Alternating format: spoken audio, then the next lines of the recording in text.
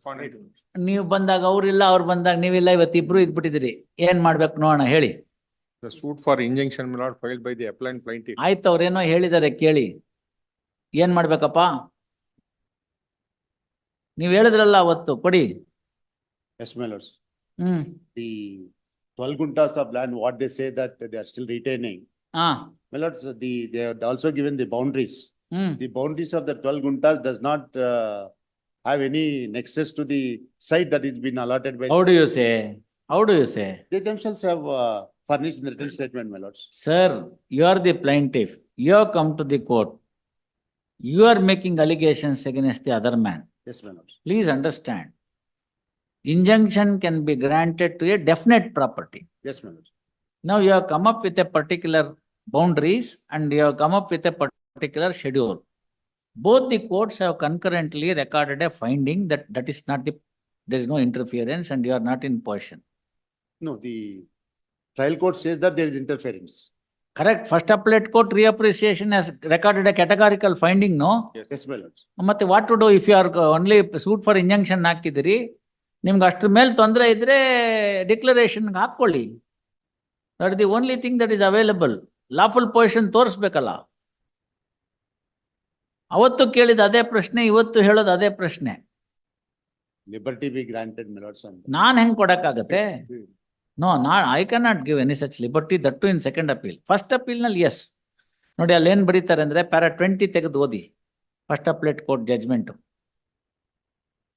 19 ಇದೆ. We are interested in para 20 where the finding has been recorded.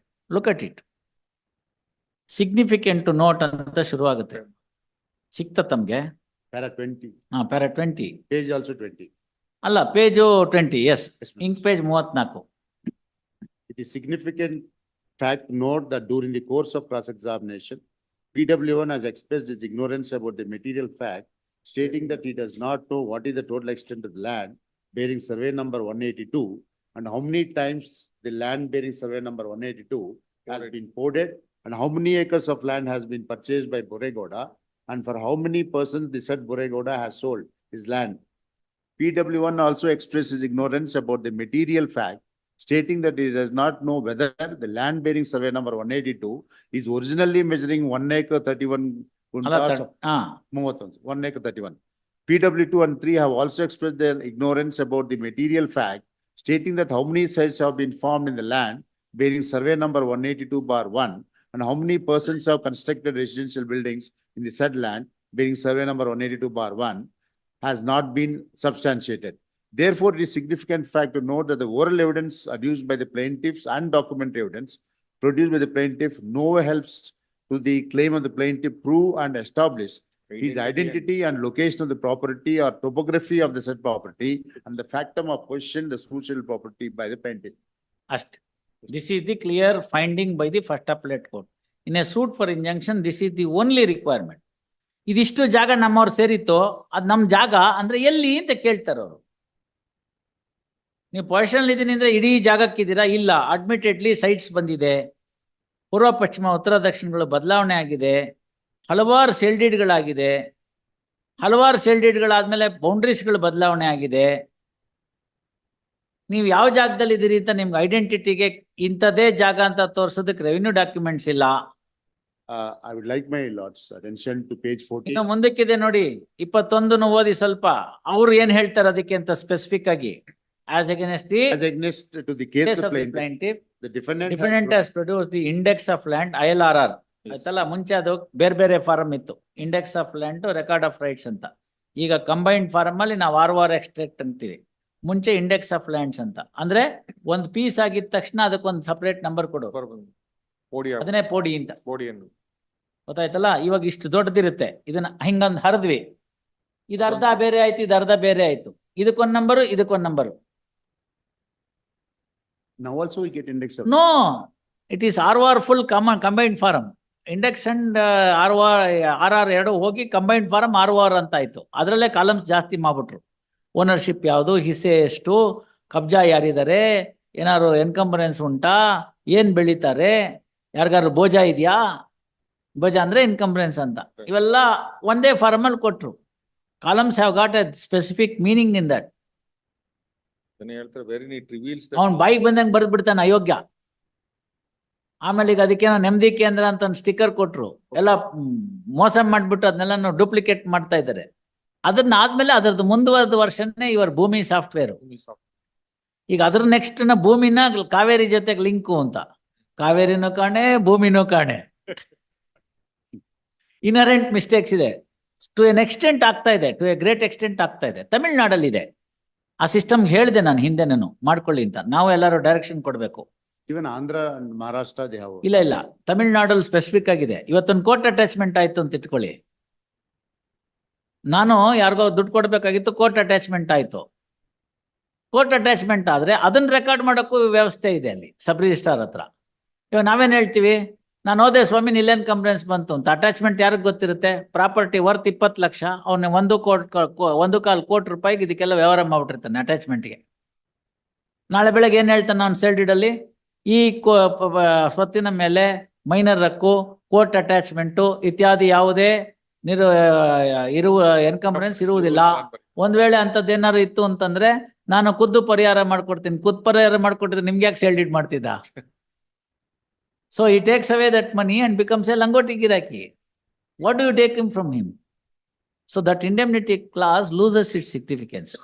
So ಅದಕ್ಕೆ ಏನ್ ಮಾಡ್ಬೇಕಾಗುತ್ತೆ ಅಂದ್ರೆ, ಈಗ ಮಾಡಿದಾಗ ಈಗ ಹೇಳಿದ್ದಾರೆ, ಅದಕ್ಕೊಂದು ಚೆನ್ನಾಗಿದೆ ಐಡಿಯಾ, ಚೆನ್ನಾಗಿದೆ. ಈಗಿನ ರೆವಿನ್ಯೂ ಇನ್ಸ್ಪೆಕ್ಟರ್ ಇದಾರಲ್ಲ ಇವರು, ರೆವಿನ್ಯೂ ಮಿನಿಸ್ಟರ್ ಮಿಸ್ಟರ್ ಇವರು, he has done a good job irrespective of party politics. ಯಾಕೆಂತಂದ್ರೆ ಅವ್ರೇನ್ ಹೇಳ್ತಾರೆ ಅಂದ್ರೆ, all revenue documents the government should have ಅಂತ. ಸ್ಯಾಟಲೈಟ್ ಸರ್ವೆ ಇದೆ, ಎಲ್ಲ ಇದೆ, ಪೂರ್ತಿ ಪಿಕ್ಚರ್ ಇದೆ. ಗೂಗಲ್ ಲೋನ್ ಹತ್ರ ಇದೆ, ನಮ್ಮ ಹತ್ರ ಇಲ್ಲ. ಗೂಗಲ್ ಅರ್ತ್ ಅಲ್ಲಿ ಇದೆ, ನಮ್ಮ ಹತ್ರ ಇಲ್ಲ. ನಾನು ಲಾಂಗ್ ಬ್ಯಾಕ್ ಪೋರ್ಟಲ್ ನಂಬರ್ 1 ಅಲ್ಲಿ ಒಂದು ಆರ್ಗ್ಯುಮೆಂಟ್ ಮಾಡಿದ್ದೆ ಲಾಯರ್ ಇದ್ದಾಗ. ಇವರು ಈ ಕನ್ಸ್ಟ್ರಕ್ಷನ್ಸ್ ಎಲ್ಲ ಇದೆ ಅಂತ ಹೇಳಿದ್ರು. ಗೂಗಲ್ ಅರ್ತ್ ಮೊದಲನೇ ಸರ್ತಿ 2005 ಏನೋ ನನ್ನ ಮಾಹಿತಿ ಪ್ರಕಾರ ತಗೊಂಡಿದ್ ಪಿಕ್ಚರ್. ಆಮೇಲೆ ತಗೋತಾನೆ ಇರ್ತಾರೆ GPS ಗೋಸ್ಕರ. ನಾವಲ್ಲಿ ಸುಮ್ಮನೆ ಬೋರ್ಡ್ ಹಾಕಿರ್ತೀವಿ, ಇಲ್ಲಿ ಏನೋ ಫೋಟೋ ತೆಗೆಯುವುದು ಅಪರಾಧ ಅಂತ. ಎಲ್ಲಿ? KRS ಅಲ್ಲಿ. ಇಲ್ಲಿ ಫೋಟೋ ತೆಗೆಯುವುದು ಅಪರಾಧ, ಶಿಕ್ಷೆಗೊಳಪಡಿಸ್ತೀವಿ ಅಂತ. ಗೂಗಲ್ ನಾನು ತಕೊಂಡೋಗಾಯ್ತು ವಿತ್ ಕಾಂಟೂರ್ಸು ಎಷ್ಟಿದೆ KRS ಅಂತ. So you can go there and then check it. ನಾವು ನಮ್ಮದ ಇಲ್ಲಿ ಯಾವುದೋ ಈ ಎಂಥದ್ದು ನಂದಿನಿ ಲೇಔಟ್ ಹತ್ರ ಯಾವುದೋ ಒಂದು ಜಾಗ, ನಮ್ದೊಂದು 4-5 ಎಕರೆ, ಅದು ಏನೋ ಡೆವಲಪ್ ಆಗೋಗ್ಬಿಟ್ಟಿದೆ, BDA ಅಷ್ಟು ಬಂದ್ಬಿಟ್ಟಿದೆ, ಮನೆಗಳು ಬಂದ್ಬಿಟ್ಟಿದೆ ಅಂತೆಲ್ಲ ಆರ್ಗ್ಯುಮೆಂಟ್ ಮಾಡಿದ್ರು. ನಾನು ಅವಾಗ ಅದರದ್ದು ಗೂಗಲ್ ಅರ್ಥದ್ದು ಫೋಟೋ ತೆಕ್ಕೊಂಡು ಒಂದು ಕಾಪಿ ಹಾಕಿದ್ದೆ. ಖಾಲಿ ಜಾಗ, ಎಕ್ಸೆಪ್ಟ್ ಅದು ನಾವು ನಮ್ಮ ಕ್ಲೈಂಟ್ ಏನು ಹೇಳ್ತಾನೋ building, not a single building is there. Then where is the construction, where is the question, where is the road, where is the gutter? They also have something called list pendants register, my lords. Any orders. You are right. Any orders passed by any court, a copy is sent to the concerned subject. Exactly sir. ಇಲ್ಲಿ ನಮ್ದು judgement ಬರೀತೀವಲ್ಲ sessions ಕೋರ್ಟ್ದು, ಅದನ್ನ DC ಕೊಡಬೇಕು ಅಂತಿದೆ. DC ಎಷ್ಟ್ರಾಗಿ act ಮಾಡಿದಾನೆ ಹೇಳಿ. ಆಮೇಲೆ ಈ charge sheet ಹಾಕ್ದಲ್ನೇ ಆರೋಪಿಗೆ ಹಿಂದಿನ ಬಾಗ್ಲಿಂದ ಹೋಗಕ್ ಬಿಟ್ಬಿಡ್ತಾರೆ ಪೊಲೀಸರು. 90 ದಿವಸ 60 ದಿವಸ ಟೈಮ್ ಇರುತ್ತೆ, depending upon the nature of the offence. ಅದರಲ್ಲಿ ಚಾರ್ಜ್ ಶೀಟ್ ಹಾಕೋದಿಲ್ಲ ಅವನು. ಆಸ್ ಎ ರಿಸಲ್ಟ್ ಅವನ ಆರೋಪಿ ಹೊರಗಡೆ ಹೋಗ್ಬಿಡ್ತಾನೆ. ಅದು ಇಂಡಿಫೀಸಿಯಬಲ್ ರೈಟ್ ಅಂತ ಹೇಳ್ತಾರೆ ಸುಪ್ರೀಂ ಕೋರ್ಟ್ನವ್ರು. ಅದು ಹೌದು, ಅದರಲ್ಲೇನು ಎರಡು ಮಾತೇ ಇಲ್ಲ, ಆಯ್ತಲ್ಲ. ಅವನು ಹೋಗಿದ್ರೆ ಅದನ್ನ ಆ ಜಡ್ಜ್ ಬರ್ದವನು ಹೇಳಬೇಕು, ಇದು IO ಮಾಡಿದ ಮಿಸ್ಟೇಕಿಂದ ನಾನು ಇವನನ್ನ ಬಿಡ್ತಾ ಇದ್ದೀನಿ, ಇದ್ರದ್ದೊಂದು ಕಾಪಿನ SP ಕೊಡಿ ಅಂತ. ನಾ ಕಳಿಸಿದ್ದೀನಿ, 1-2 ಕೇಸಲ್ಲೇನೋ ಅಲೋ ಮಾಡ್ಬೇಕಾಗಿ ಬಂತು, ಅಲೋ ಮಾಡಿದ್ದೀನಿ. ಉದಯ್ ಮೋಹನ್ ಲಾಲ್ ಆಚಾರ್ಯ ಅಂತ Supreme Court constitution bench judgment. ಅದು ಇತ್ತೀಚಿನವರೆಗೂ ಆಯ್ತು, ಸಾಧ್ವಿ ಕೇಸ್ಗಳಿಗೂ ಆಯ್ತದು. ಸೇಮ್ ಥಿಂಗ್, ಕಾಂಪಿಟೇಷನ್ ಡೇಟು ಎಲ್ಲ. It is an indefeasible right of the accused ಅಂತ. ನಾವೇ ಕರೆದು ಬಿಡ್ಬೇಕು ಅವನಿಗೆ, ಏನಪ್ಪ ಬಾಂಡ್ ಕೊಡ್ತೀಯಾ, ಹೋಗ್ತೀಯಾ, ನೋಡಿ ಬಿಡ್ತೀನಿ ಅಂತ. ಅದಾದ್ಮೇಲೆ ಆರ್ಡರ್ ಕಾಪಿನ ಜಡ್ಜ್ ಇವ್ರು ಕಳಿಸ್ಬೇಕು SP ಗೆ. ನೋಡಿ ನಿಮ್ಮ ಇಂಥ ಇನ್ವೆಸ್ಟಿಗೇಷನ್ ಆಫೀಸರ್ ಇದ್ದಾನೆ ಅಯೋಗ್ಯ ಅಂತ. ಎಷ್ಟು ಜನ ಕಳಿಸಿದ್ದಾರೆ, ಎಷ್ಟು SP ಆಕ್ಷನ್ ತಗೊಂಡಿದ್ದಾರೆ? ಯಾವುದೂ ಇಲ್ಲ. ಇದುವರೆಗೆ ತನಕ ನನ್ನ ಗಮನಕ್ಕೆ ಬಂದಿದ್ದು ಯಾವುದೂ ಇಲ್ಲ. ಅದಾದ್ಮೇಲೆ SB ಸಿನ್ಹಾ ಅವ್ರು ಇನ್ನೊಂದು ಜಜ್ಮೆಂಟ್ ಬರೀತಾರೆ. ಅದು ಸರಿ ತಪ್ಪು ಅಂತ ನಾವ್ ಹೇಳಕ್ ಇಲ್ಲಿ ಕೂತ್ಕೊಂಡಾಗಲ್ಲ, ಸುಪ್ರೀಂ ಕೋರ್ಟ್ ಜಡ್ಜ್ಮೆಂಟ್ ಅಷ್ಟು ಗಮನಕ್ಕೆ ಹಾಕಿರ್ತೀನಿ ನಿಮ್ಗೆ. ತಿರ್ಗಾ ಚಾರ್ಜ್ ಶೀಟ್ ಹಾಕಿದ್ಮೇಲೆ ಅವ್ನು ಒಳಗೆ ಕರ್ಕೋಬೇಕು ಅಂತ. ಇಟ್ಸ್ ಎ ಚಾಪ್ಟರ್ 21 ಅಲ್ಲಿ ಆಗಿರೋ bail, no question of granting bail, you to cancel ಅಷ್ಟೇ, ಸೀಕ್ ಫಾರ್ ದಿ ಪ್ರಾಸಿಕ್ಯೂಷನ್. ತಿರ್ಗಾ ವಾಪಸ್ ಕರ್ಕೊನಕ್ಕೇನು ಕೇಜ್ರಿವಾಲ್ ಬೇಲ್ ಕೆಟ್ಟೋಯ್ತೆ ಅದು. But they follow this procedure in Tamil Nadu even now. Yes, you are right, they are following. ನಾನು ಹೋಗಿದ್ದೀನಿ, ತುಂಬಾ ಸುಮಾರು ಕೇಸಿಗೆ ಹೋಗಿದ್ದೀನಿ, ಕೊಯಂಬತ್ತೂರ್ಗೆ ಹೋಗ್ತಾ ಇದ್ದೆ ನಾನು ನಡ್ಸೋದಕ್ಕೆ, ಟೆಕ್ಸ್ಟೈಲ್ ಮಿಲ್ಲು ಅದು ಇದು ಕೇಸ್ ನಡ್ಸೋದಕ್ಕೆ ಹೋಗ್ತಾ ಇದೆ. They follow this method. You are right. Now the question is you have fail to prove. ಇನ್ನೇನಾದ್ರು ಇದ್ರೆ ತಮ್ಮನ್ ಕೊಡಿ, ಏನು ಇಲ್ಲದೆ ಆದ್ರೆ ನಿಮ್ಗೇನ್ ಬೇಕಿತ್ತೋ ನಿಮ್ ತೋಚಕ್ ಬಿತ್ತೋ ಅದ್ ಮಾಡಿ, ಇಲ್ದೇ ಅವ್ರ ಜೊತೆನೆ ಏನಾರು ನಿಮ್ಮನ್ನು ಪರ್ಫೆಕ್ಟ್ ಮಾಡ್ತೀನಿ, ನಮ್ಗೊಂಚೂರು ದುಡ್ಡು ಕೊಟ್ಬಿಟ್ರಪ್ಪ ಅಂತ ಕೇಳಿ, ನಿಮ್ದು ಏನಾರು ರೈಟ್ ಇದ್ರೆ. ನೀವು ಅವರು ಅಷ್ಟೇ ಇರೋದು, ಅದಕ್ಕೋಸ್ಕರ ಇಟ್ಟಿದ್ದಾನೆ. ನೀವು ಇಬ್ರು ಒಟ್ಟಿಗೆ ಇರುವಾಗ ಹೇಳ್ಬೇಕು ಅಂತ ಹೇಳಿದೀನಿ.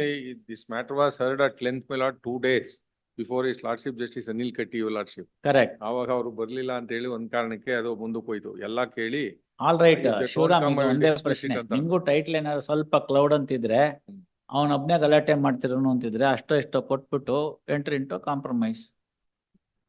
ಇಲ್ದರೆ ಇಂಡಿಪೆಂಡೆಂಟ್ ಆಗಿ ನಾ ಮೇಂಟೈನ್ ಮಾಡ್ಕೋತೀನಿ ಅಂದ್ರೆ ಇನ್ನೊಂದು ಲಿಟಿಗೇಷನ್ಗೆ you are exposing yourself. If possible put an end here. Number ಒಂದ್ ಮಾತು ವಿಚಾರಿಸ್ತೀನಿ. ವಿಚಾರಿಸಿ, ಅದಕ್ಕೇನೆ I will have it on 22nd. Yeah, bill submission, my lords. Page 14 ಅಲ್ಲಿ.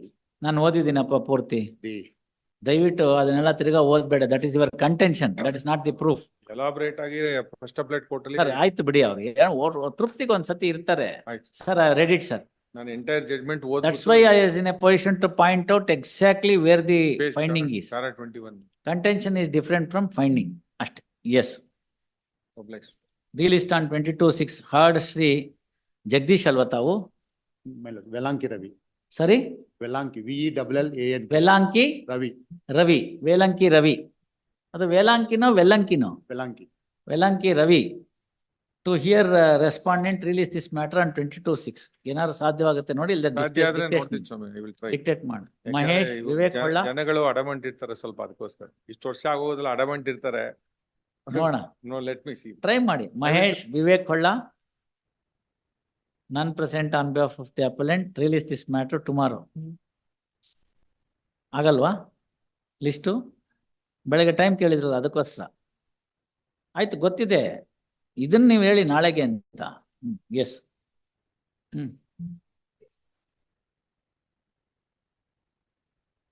ಎಸ್.